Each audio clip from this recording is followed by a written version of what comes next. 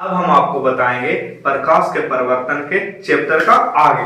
देखिए हम आप लोग को बताए पहले में प्रकाश के परिवर्तन के नियम, उसको में आपतन कोण परावर्तन कोण के बराबर होता है। हम बोले थे कि जितना आई होगा उतना ही आर होगा, तो जितना कोण आई बराबर कोण आर, यानी प्रकाश के परिवर्तन के नियम से कोण आई बराबर कोण आर होता है।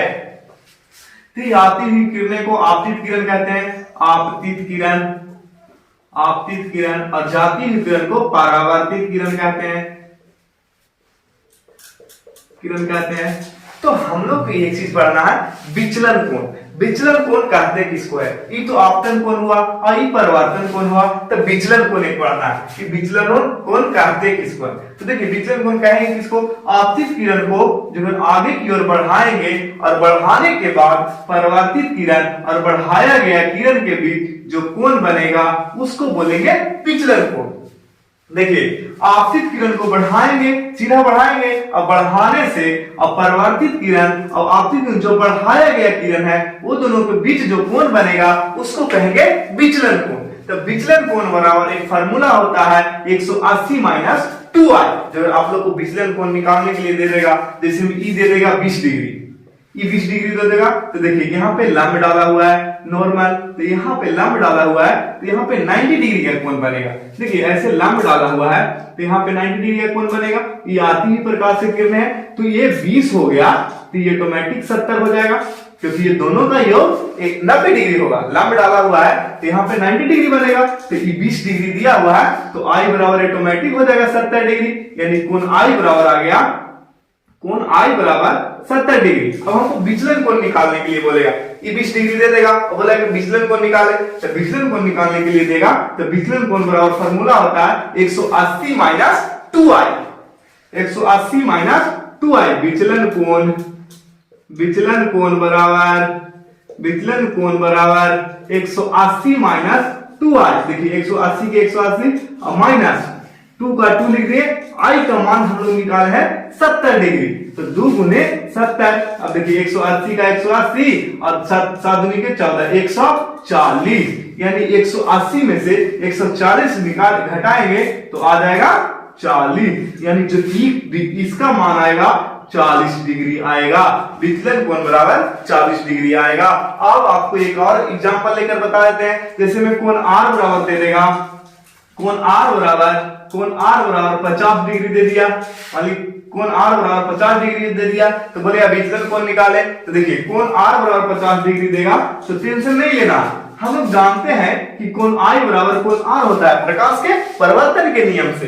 तो कोण आई बराबर कोण आर होता है, तो देखिए आर कितना है 50 डिग्री, तो कोण आई बराबर भी 50 डिग्री लिखेंगे, क्योंकि जितना आपतन कोण होता है उतना ही परिवर्तन कोण होता है प्रकाश के परिवर्तन के नियम से।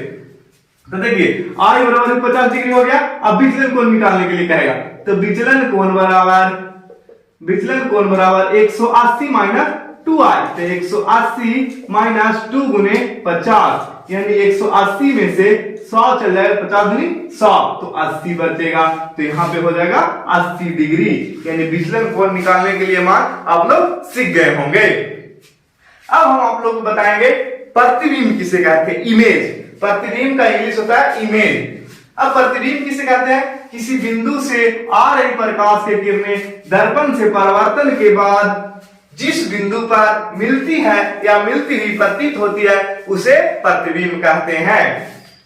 कहता है किसी बिंदु से आती हुई प्रकाश की किरणें दर्पण से टकराने के बाद जिस बिंदु पर मिलती है या मिलती हुई प्रतीत होती है उसे प्रतिबिंब कहते हैं। और प्रतिबिंब दो प्रकार के होते हैं, प्रतिबिंब दो प्रकार के होता है, एक होता है वास्तविक प्रतिबिंब, एक होता है काल्पनिक प्रतिबिंब। काल्पनिक प्रतिबिंब का दो नाम होता है, काल्पनिक प्रतिबिंब या आभासी प्रतिबिंब। आभासी प्रतिबिंब लिखा रहेगा तो टेंशन नहीं लीजिएगा, मतलब काल्पनिक प्रतिबिंब लिखा हुआ है। अब काल्पनिक प्रतिबिंब लिखा रहेगा तो उसमें भी आभासी लिखा रहे चाहे काल्पनिक लिखा रहे, दोनों एक ही होता है।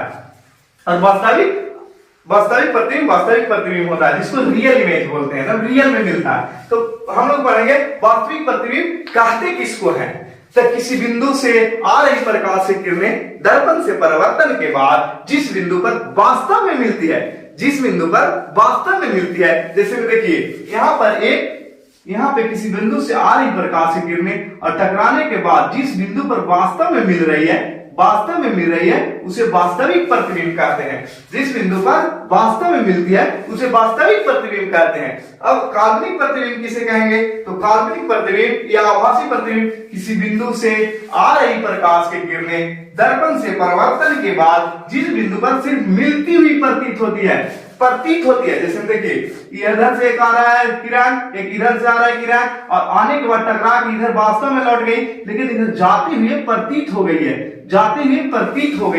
प्रतीत हो रही है कि मिल रही है। तो जाती हुई प्रतीत होती है और जहां पर मिलती है उसे बोलते हैं काल्पनिक प्रतिबिंब। सिर्फ कल्पना कर सकते हैं कि मिल रहा है, वास्तव में नहीं मिल रहा है, सिर्फ कल्पना कर सकते हैं कि मिल रहा है, इसको बोलेंगे वास्तविक काल्पनिक प्रतिबिंब। तो आप लोगों को समझ में आया होगा काल्पनिक प्रतिबिंब और वास्तविक प्रतिबिंब कि काल्पनिक प्रतिबिंब किसे कहते हैं और वास्तविक प्रतिबिंब किसे कहते हैं। अब आपको इस सब स्क्रीनशॉट ले सकते हैं।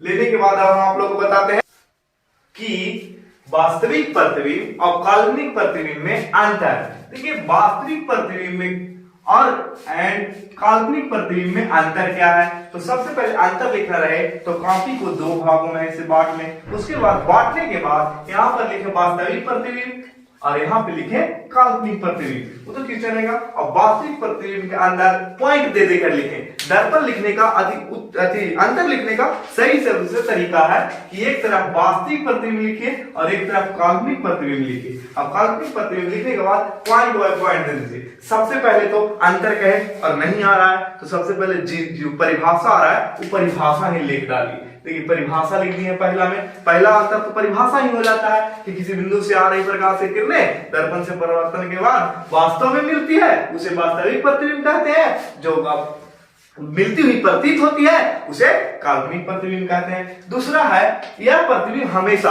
वास्तविक प्रतिबिंब जो बनेगा हमेशा उल्टा बनेगा, वास्तविक प्रतिबिंब हमेशा उल्टा बनेगा। तो इसमें अंतर लिख सकते हैं कि वास्तविक प्रतिबिंब हमेशा उल्टा बनता है और इसमें लिखेंगे कि वास्तु का प्रतिबिंब हमेशा सीधा, काल्पनिक प्रतिबिंब रहेगा तो वो सीधा प्रतिबिंब बनेगा।